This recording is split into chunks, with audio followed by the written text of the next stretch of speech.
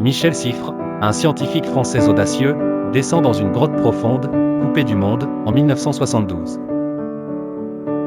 Il laisse derrière lui sa montre, son agenda et tout contact visuel avec la lumière du jour. Son défi, explorer les mystères de la perception du temps, plongé dans les ténèbres d'un univers souterrain.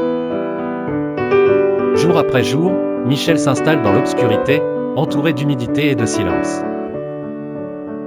Il n'a pour compagnon que son propre rythme biologique.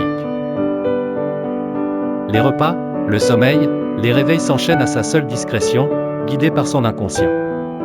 Les repères s'effacent. Au fil des semaines, Michel commence à perdre le fil du temps.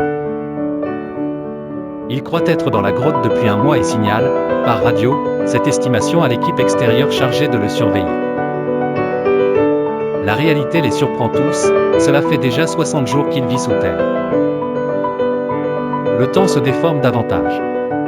Son corps invente un nouveau rythme, parfois, une journée dure jusqu'à 48 heures, avec plusieurs heures de sommeil et de veille dans un désordre imprévisible. Michel ne peut plus distinguer le matin du soir, le temps devient une sensation floue, une expérience intime. Bientôt, il pense être à mi-chemin de l'expérience. Ses habitudes et son estime du temps vacillent.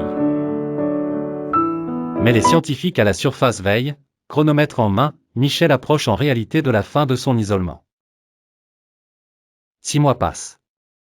Le scientifique, épuisé mais satisfait de sa résistance, s'attend à ce qu'on lui annonce 150 jours d'expérience.